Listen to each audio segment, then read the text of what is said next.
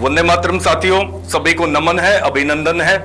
इस कोरोना काल में हमें अच्छे और बुरे दोनों तरह के अनुभव हो रहे हैं। मनुष्य जीवन ठहर सा गया है। आज बात करेंगे जीवन के उस सुनहरे दौर की जिसकी यादें आज भी ताजा हैं और बहुत सुखद हैं। वो हमारा बचपन है। जी हाँ, हमारा शिक्षा काल। मैं आपको लेकर चलना चाहूंगा उस समय में जब हम बच्चे थे, हम विद्यार्थी होते थे। ये वो समय था जब हम सब एक समान थे, एक ही वेशभूषा थी, एक ही तरह का रहन सहन था।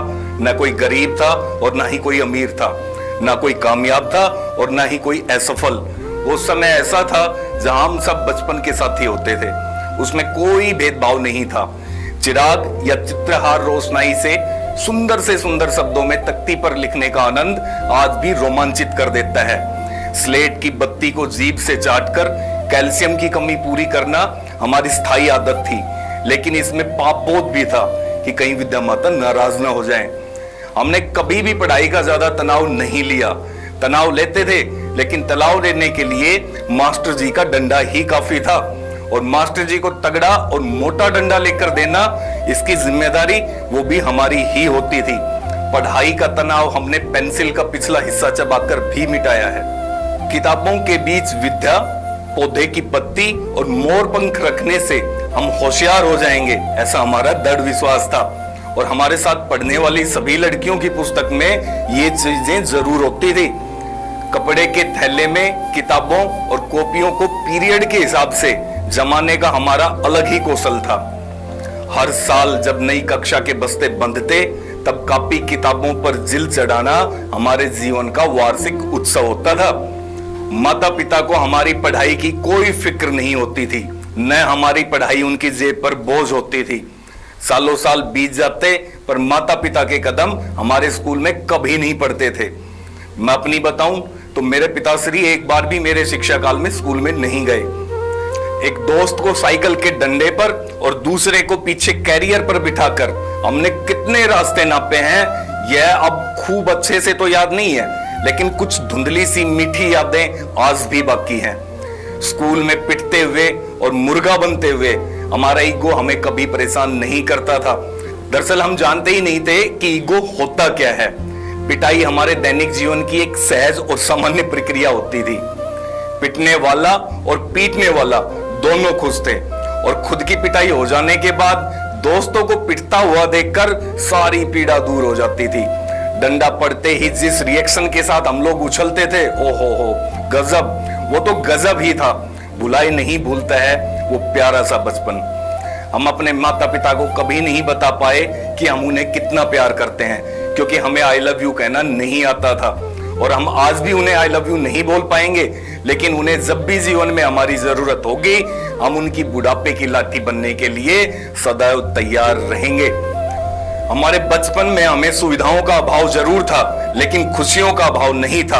हम मस्त थे अपनी दुनिया में, और हमारी दुनिया थे हमारे दोस्त, हमारा स्कूल, हमारा गांव, हमारे बड़े बुजुर्ग। टेलीविजन के नाम पर 2 चैनल होते थे, उन्हीं पर एंटीना घुमा घुमा कर सप्ताह में 2 फिल्में देखने को मिलती थी। चूंकि हमारे टीवी ब्लैक एंड व्हाइट होते थे, तो हमारे लिए तो सभी फिल्में एक जैसी ही दिखती थी, और हमारी कोशिश होती थी कि एक भी फिल्म हमसे ना छूटे। लेकिन हमारा बचपन रामायण और महाभारत जैसे ग्रंथों को देखकर आगे बढ़ा है। हमारे जीवन में आज भी उस सामाजिक ज्ञान की बहुत ज्यादा सख्त जरूरत है। बारात हो या रिश्तेदारी, वहां जाने के लिए साल में 1 या 2 ड्रेस सिलती थी, और उन्हें पहनकर हम अपने आप को सबसे अच्छा दिखाने की कोशिश करते थे। कोई मेहमान घर पे आ जाए तो आंखें चमक उठती थी कि आज कुछ स्पेशल पकवान खाने को मिलेंगे। पैसे इकट्ठे करके वीसीआर पर चोरी चोरी फिल्में देखना, और उनसे जुड़े सैकड़ों किस्से आज भी जेहन में ताजा हैं, और उस दौर की सुनहरी यादों के साथ दिल को सुकून देते हैं। पुराने सामान और पुरानी कॉपी किताबों के बदले गोलगप्पे वाली बर्फ चूसने का एक अलग ही आनंद था। गर्मियों की छुट्टी फुल मस्ती में बीतती थी, और आखिर के बचे हुए 3 दिन में सारे स्कूल का होमवर्क करना होता था। मुझे याद है कि 6ठी क्लास में गणित के मास्टर जी ने गर्मियों की छुट्टियों में 20 तक का कटमा पहाड़ा याद करने के लिए कहा था, और 42 दिन बाद भी पूरी क्लास पिटी थी, किसी को भी वो कटमा पहाड़ा याद नहीं था। तो ऐसा था हमारा बचपन। आधुनिक उपकरणों के नाम पर पंखा, रेडियो, दूध बिलोने की रई और बहुत कम लोगों के पास टेलीविजन होता था।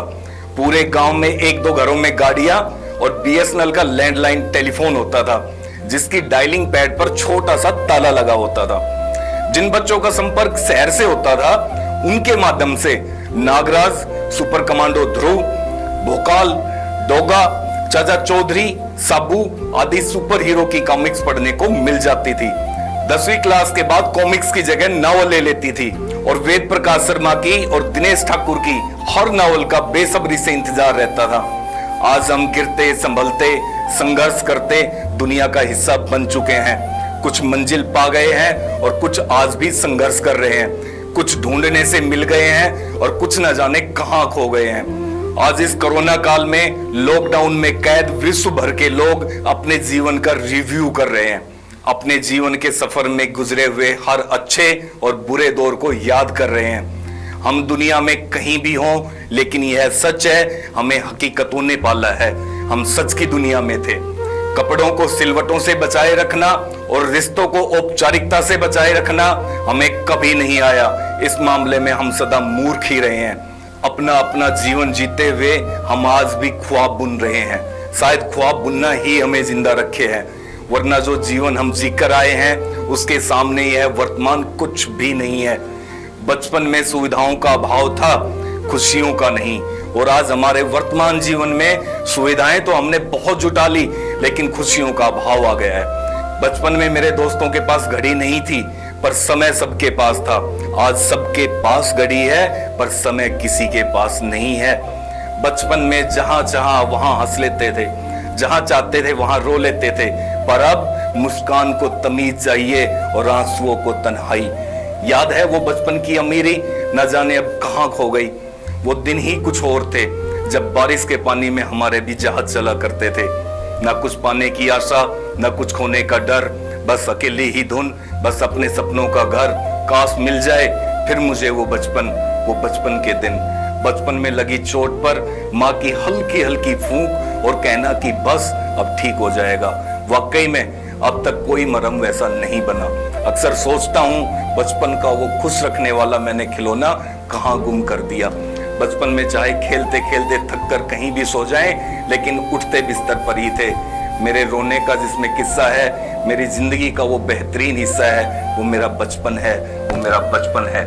हम सब जिंदगी छोड़ आए हैं उन तंग गलियों में, जहां कभी दौड़ जाना ही जिंदगी हुआ करती थी।